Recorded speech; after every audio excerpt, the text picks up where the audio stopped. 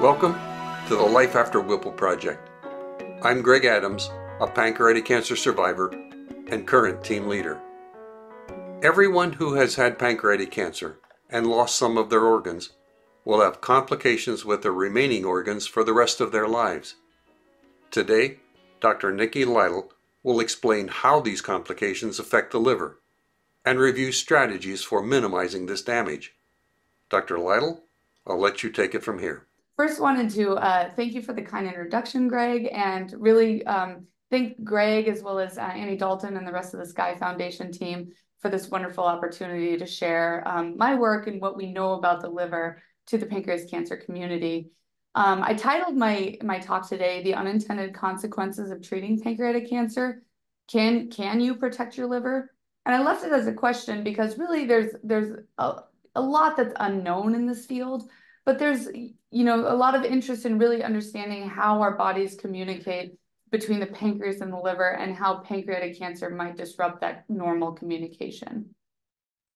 So I do want to start with, a positive outlook and where we've come with pancreas cancer. Is just simply back in the 90s, the 5-year survival rate was only around 4% for pancreas cancer patients. And now, in the early 2020s, we're upwards of 12%, so tripling that 5-year survival rate.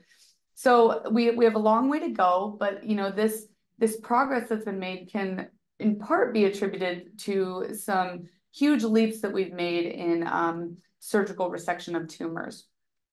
So what I'm showing here is data out of the Medical College of Wisconsin from Dr. Kathleen Christians, as well as Doug Evans and Susan Tsai, all very talented surgeons that operated here at MCW. And what they were able to show is that patients that undergo resection of the tumor, shown here in red, really have a profoundly improved overall survival from patients that even though they were considered localized and surgically resectable, were actually unable to go through with the surgery. And you can see their survival rates here in blue is much, much shorter.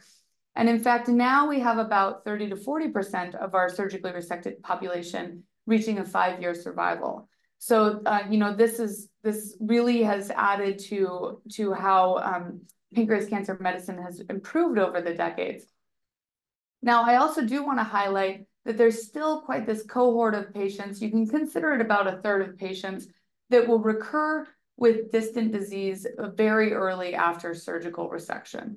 And I'm going to highlight this issue later on the talk, but I do want to, highlight that yes, we're making big strides, but we also have a long way to go in achieving long-term survival for more patients. So what are these surgical procedures that patients go through?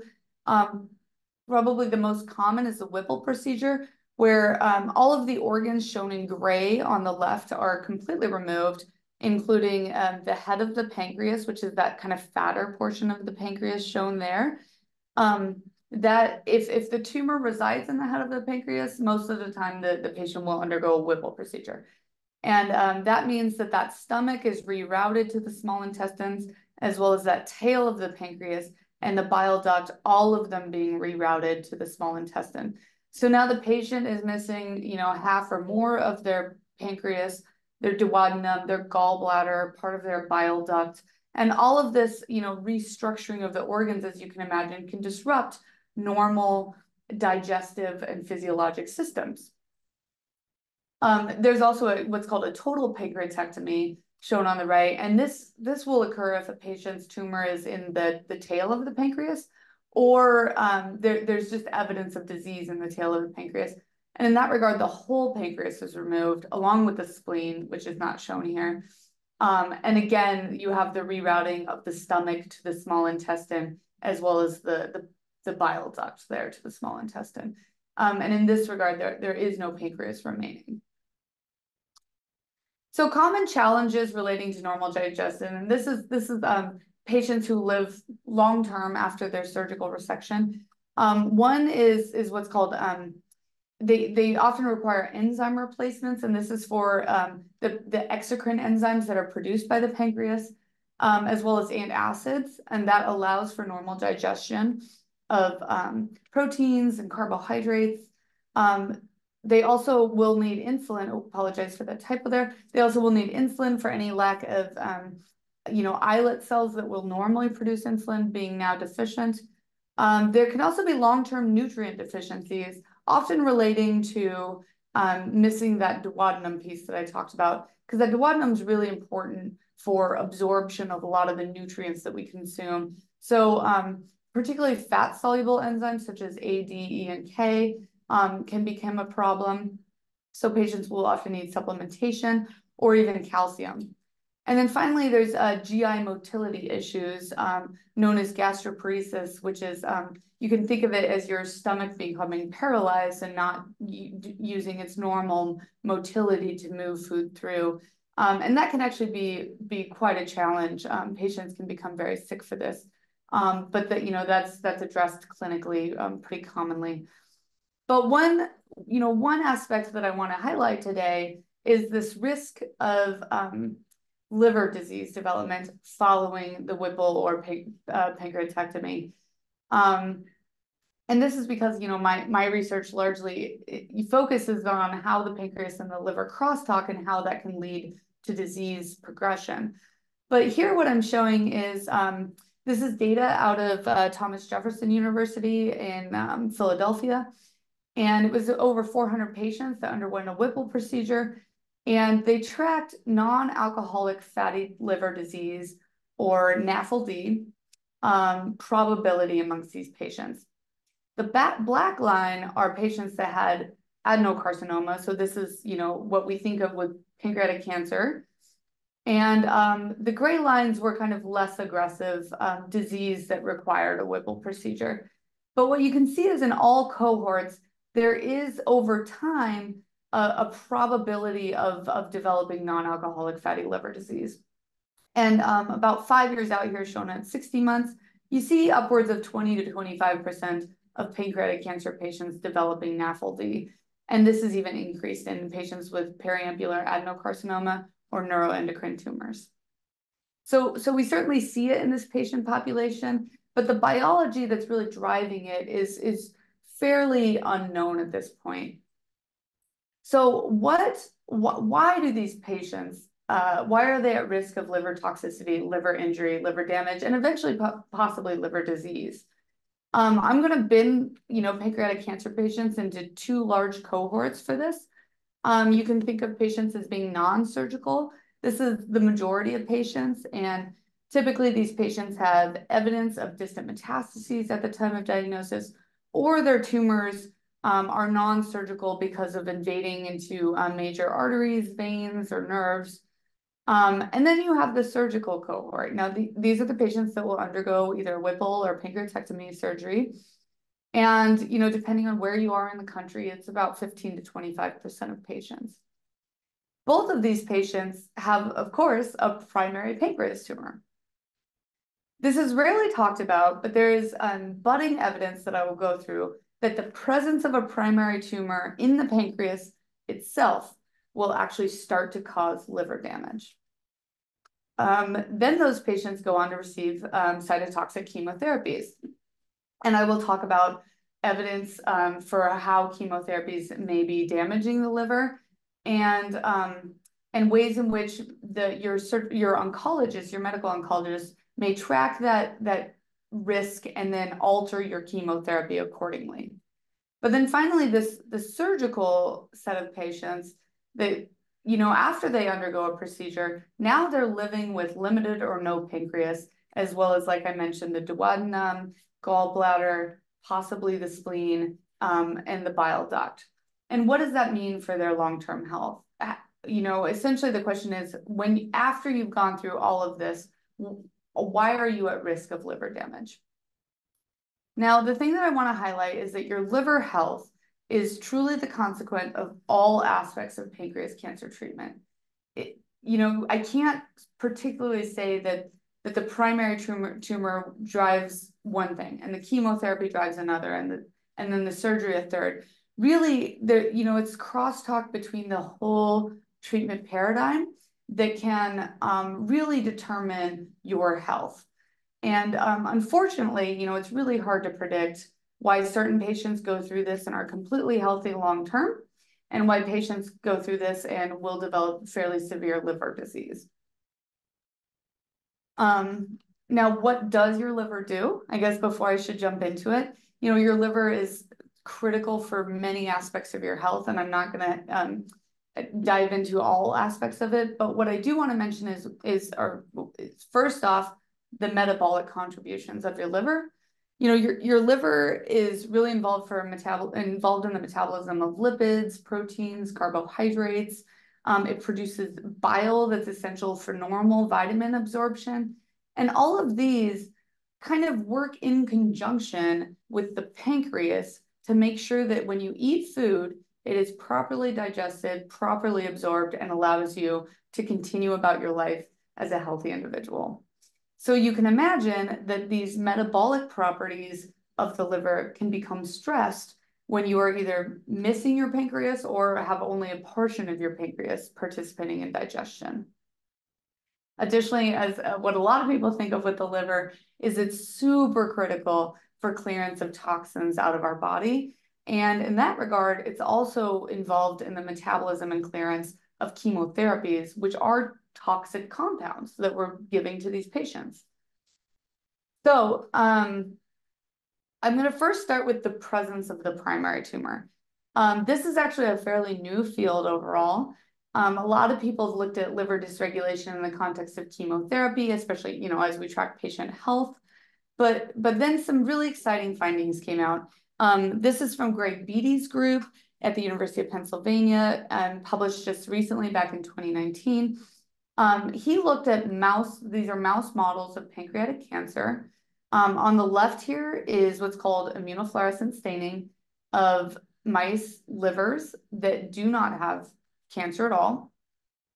These are mice that will form cancer, but they have the pre-malignant lesions that lead up to cancer.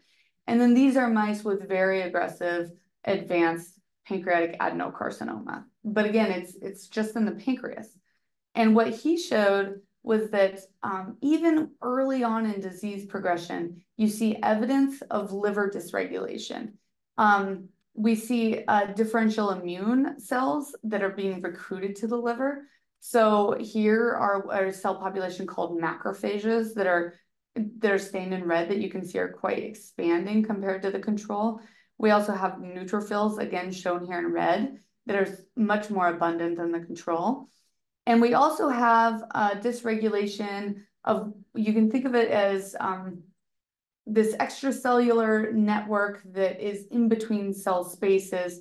And this extracellular network can really make the tissue kind of more dense, more hard versus kind of softer, and often indicates disease progression when you have excessive deposition of that extracellular matrix. And what you can see, again, these livers do not have metastases in them, just the presence of the primary tumor leads to increased fibronectin deposition, one of those fibers, and collagen as well, shown here, both in red. So this was very exciting and kind of an intriguing, paper that came out, but, it was in mouse models and had not yet been repeated in humans. But then just last year, David Lytle's group at Cornell published also very interesting findings where they took liver biopsies from healthy adults, shown on the left, or pancreatic cancer patients, shown on the right. And what you can see in green is Bodippy staining, which stains for lipids. And what was very interesting is these patients don't have metastases, they just have primary tumors. And you see this massive accumulation of lipid in the liver that's quantified there on the right. And what he later showed throughout the paper was that the tumor cells are releasing these small vesicles that travel through the blood system. And those vesicles carry a lipid called palmitic acid.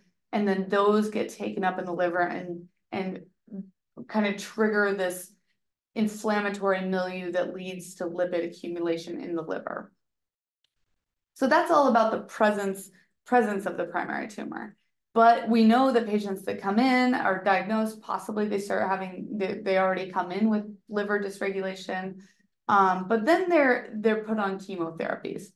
And for pancreatic cancer, to date, the standard of care chemotherapy are these very cytotoxic combinations known as FOLFIRINOX or Gemabrax, which is gemcitabine with nab-paclitaxel. There are some other regimens that are being tested as to date, and this may continue to evolve, but oftentimes patients are enrolled on one of these two combination chemotherapies.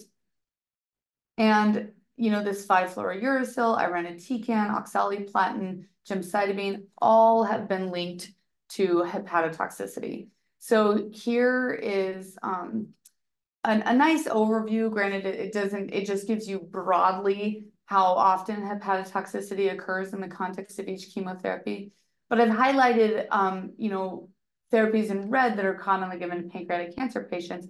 And you can see that all of them have been linked to hepatotoxicities in patients. And that could include sinusoidal dilation, hepatocyte ballooning, steatosis, and even fibrosis. Now, again, it's very hard to predict how patients will react to these chemotherapies, which patients are maybe at increased risk of developing liver damage. And that really is a combination of age, health status, even gender, possibly genetics could be involved, and even which may be looked upon by family history of liver damage as well.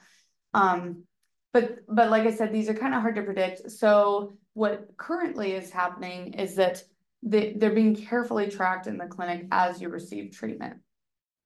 So your medical oncologist and your team will primarily use blood indicators of liver injury as you're receiving treatment to understand how you're responding and how your liver is responding. They're looking for elevation of any of these factors that will indicate your liver is upset. And then as these factors possibly become elevated, they may begin to modulate your chemotherapy. And sometimes when one of these indicators increases but the others don't, that could tell the medical oncologist that a single chemotherapy is the one that may be at causing your issues. So generally speaking, the first step is just to decrease the dose that you're receiving for all of your therapies. But then, oftentimes it's possible that they'll take away oxaliplatin or they'll take away irinotecan, as those have been observed to cause liver damage in the clinic in pancreatic cancer patients. There's also radiologic measures that can indicate liver damage. So here's an MRI using hepatospecific contrast media in the hepatobiliary phase. And what you can see here on the left is this is a colon cancer patient who, before they were receiving chemotherapy, and you can see these nice distinct blood vessels, and even like these, if you look really closely, there's these indicators of small vasculature apparent, but then on the right, you kind of lose it. It kind of becomes more blurry. And that is characteristic of sinusoidal obstruction syndrome. So your radiologist may often note in your scans that there's evidence of liver damage. And that, again, would cause them to scale back on the chemotherapy that you're receiving. So what about you as a patient? All these things that I just told you about is really your medical team that is trying to help make sure that your liver stays healthy in the context of your disease and your chemotherapy. But what about you? What can you do? Especially while receiving chemotherapy, they will absolutely say no alcohol. The alcohol can very much be handled by small to moderate amounts of alcohol can be generally handled by the liver, unless you have a genetic predisposition for liver disease. But in the context of cancer and chemotherapy, it's already pretty stressed. They say just stay away from alcohol. Also, no high-dose Tylenol. That high-dose Tylenol, again, can be very much taken care of by your liver when you're a healthy individual. However, in this context, just try to stay away from Tylenol. And, talk to your medical doctor about better pain management techniques.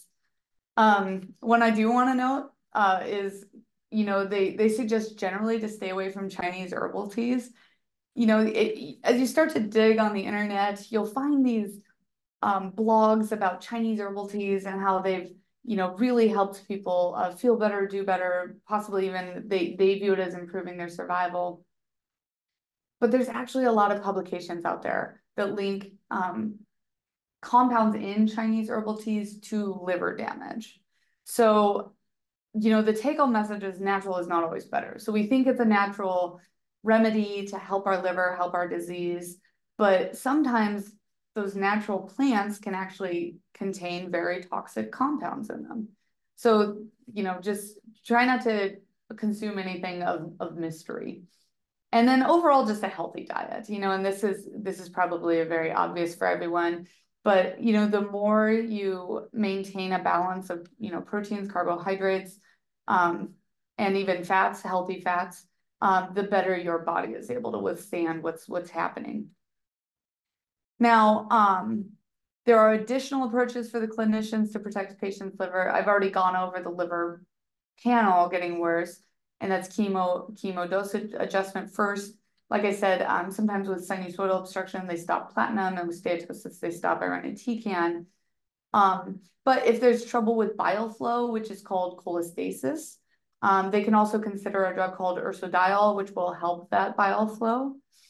And if you develop high cholesterol on treatment, which sometimes happen, you would consider cholesterol medication, like statins, for example. But again, this is entirely up to your medical team and the suggestions they have.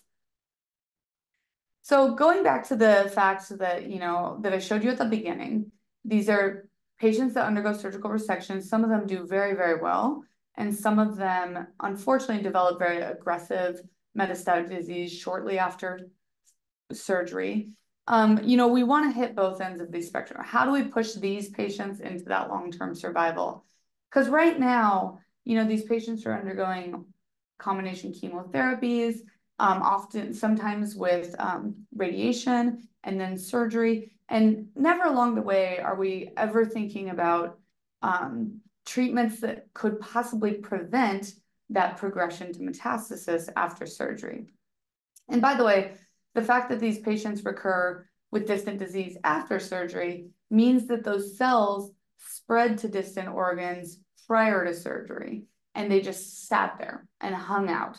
And then at some point after surgery, those cells kind of reawakened and started proliferating and making new tumors in distant organs. So, now I'm going to jump a little bit into my lab's interest. I'm going to first touch on this idea that chemo-induced liver injury may impact your risk of metastasis after treatment. So I tried to model this using mice, where these are non-tumor-bearing mice that underwent either chemotherapy for a total of 8 weeks. This is a little bit shorter than what patients usually have, which is closer to 6 months. But in a mouse life, this is quite long. So we delivered a chemotherapy to the mice, or a control substance, essentially just controlling for the injections, for 8 weeks. And then at the end of it, we essentially have our chemo-damaged liver, or a control liver. And then separately, I grow mini pancreas tumors in a dish. These are called organoids. And you can see here in green, we are able to make them fluoresce green so we can track them. And we treat them with the same chemotherapy that the mice are receiving. And this is to model the primary tumor, let's say in the mouse, but in this case it's in a dish, also experiencing the same chemotherapy. So now you have your primary tumor that receives chemotherapy, and then placed in using a portal vein transplant into a chemo-damaged liver or control liver. So now the outcomes of this model of liver metastasis is entirely only dependent on the state of the liver. Because in this case, the tumor cells are completely controlled for. They're the same tumor cells in both mice. And what we found, very intriguingly, was that if you pre-treat mice with oxaliplatin, shown in blue, the mice that receive tumor cells via the portal vein die much faster of metastases than mice that receive vehicle. And this is true for both male and female mice. And like I said, this is very intriguing for us, an unexpected finding. Of note, we did not find this for gemcitabine, for example. It seemed to be really profound in oxaliplatin. And so then we set out to ask why. What about oxaliplatin damaged liver may impact the progression of metastasis in the liver? We did a proteomic screen, and what I'm showing here is our top hit. It's called TIMP1. You can see that this is in the liver of mice that are treated with either chemotherapy or vehicle. You can see compared to vehicle, TIMP1 levels are profoundly, like 8 to 10-fold up in the oxaliplatin treated liver, but it's not up in gemcitabine, which I just told you does not increase survival or decrease overall survival. It also is not up in 5-fluorouracil or irinotecan treated mice, but it is up in mice that receive another platinum-based agent called cisplatin. So the two platinum-based agents are really driving this TIMP1 expression in the liver. Importantly, also, we looked for to see if it made sense in the context of combination chemotherapy that's frequently used in the clinic. So this is FOLFIRINOX-treated mice, or FOLFIRI, which is the exact same combination, but only lacking oxaliplatin. And so what we can see here again is that FOLFIRI did not increase TIMP1 levels, but FOLFIRINOX substantially did. So now this brings further support that oxaliplatin is significantly driving TIMP1 levels in the liver. And finally, what was profound for us is that we analyzed the serum of patients that were all surgically resectable. So, but these patients were actually split into two cohorts, where half of them recurred with distant disease very shortly after surgery. This is the early cohort. And half of them either never develop metastases or developed them very late. This is the late or no metastases cohort. And now, of note, this serum was taken from these patients at the time of diagnosis. They all went through treatment, they all went through surgery, and we had no way of predicting whether or not they would recur with distant metastases. And interestingly, TIMP1 was significantly up in the early metastasis group versus the late or no metastasis group, again suggesting that TIMP1 may be contributing to metastasis. So we are currently testing if can we pharmacologically inhibit TIMP1 essentially during that treatment before surgery to prevent metastasis. And right now we're obviously using preclinical models, but mouse models. But our hope is that if that's very, very promising, this could potentially be a therapeutic that might be able to be translated into the clinic for patients that will have a surgically resectable localized disease, but we know are at risk of metastasizing. And finally, the second project I'm going to tell you about very briefly is our goal to map what we call the pro-metastatic liver niche in mouse models. So, when tumor cells land in the liver, like I said, actually most of them will die, to be honest. Very few of them will survive. And those very few that survive can often lay dormant for quite some time and then later go on to proliferate. And so we're very interested in why those cells are able to survive and lay dormant. And one major hypothesis is that the niche around that is the normal liver that's surrounding the tumor cell can either attack and clear it and kill it, or incidentally protect it. So we're using a tool that's called SLP-mCherry that is a lipid-soluble red fluorescent protein called mCherry, where tumor cells will secrete that lipid-soluble mCherry, and it diffuses in the local niche and then nearby cells will spontaneously take it up, and now they are fluorescing red. So our tumor cells are also GFP positive, so that we can, we can distinguish the tumor cells from the local niche that are both red. And, after we really created many clones and then screened them functionally, we were able to make organoids from, these are GFP positive tumor cells that express this SLPM cherry. And when we injected it into the liver of mice using that portal vein transplant model, we were able to find these are GFP negative cells, so they're non-tumor cells, they're liver cells. Immune populations that took up that M cherry stain here, shown in this box here, as well as endothelial cells that line blood vessels in the liver, and those also substantially take up this M cherry. And so now what we're doing is we're using this tool to,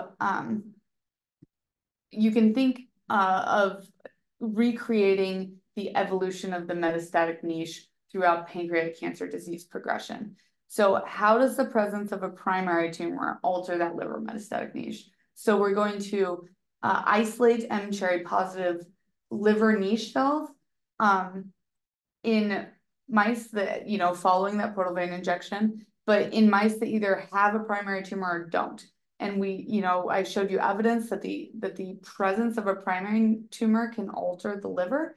And so how does that local niche change when there is a primary tumor present?